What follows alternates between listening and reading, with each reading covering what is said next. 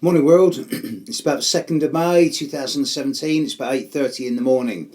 Lots going on today. The moon has just moved into Leo a few hours ago, and all day today it's making lovely aspects to Venus, to Mars, to Jupiter, and then tomorrow to Saturn and Uranus. This passage of the moon through Leo over the next 48 hours is actually a really nice time. It's something we can all use and look forward to. Also, Mercury's going to stop going retrograde in 36 hours time, yabba dabba do, and stand still tomorrow night in about 36 hours from now. And with Mercury conjunct Uranus trining Saturn all of this last week and all of this next week, those people born around the 15th, 16th, 17th of August, wow, are you in a good position at the moment? You probably won't be grateful for it, but boy, you're good. Mars is in Gemini. Now, I've been promising myself to do a bit on this. Now, on the one hand, this is a very generalised thing because Mars is in Gemini in 1 in 12 people's in the horoscopes in the world. 1 in 12 in the world have got this position. But let's have a look at it because it's going to be there for the whole of this month.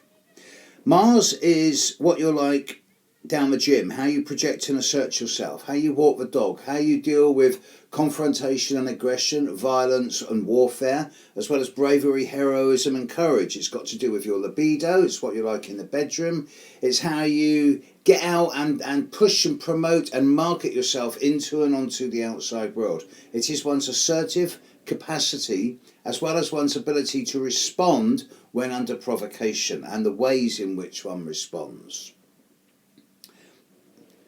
Gemini is a sign that's predominantly got to do with media, communication, networking, and all forms of communication that one has, whether it is with oneself mentally, with the world through social interaction, or with partying, travelling.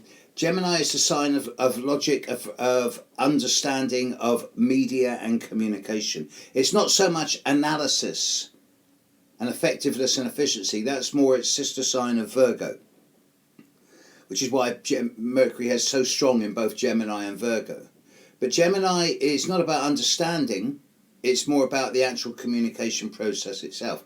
Mars in Gemini people are generally very good communicators, but there's always a difficulty in separating the superficial, the non-stop chitter-chatter, the verbal diarrhea, the hamster on the wheel, the superficial communication from the deeper meaning. This is the difference between understanding, which everyone does, and getting meaning, which you have to really know a thing about before you get the meaning of something. And Mars in Gemini can unfortunately get caught up in the chitter chatter, the superficial all the time, and thus miss the bigger picture because it's so caught up at the day by day level. Nevertheless, it's not a bad position. Mars is quite favoured in Gemini, according to all the old texts, simply because Gemini is proactive. Gemini is always on the go. It's always thinking, doing, saying. It's always proactive, and Mars loves using its physical energy. And if you think of Mars in Gemini and you think, well, I'm not sure if it's good or not, just think of what Mars is like in the signs each side of it. Mars in Taurus or Mars in Cancer, neither of which are particularly positive signs for Mars. So Mars in Gemini is in a great place. Now, during this transit of Mars in Gemini, it's going to be making a set of aspects to the outer planets, most of which are either neutral or favourable. It's not going to be touching Pluto. The square to Chiron later in the month, the start of next month, I'm not too worried about.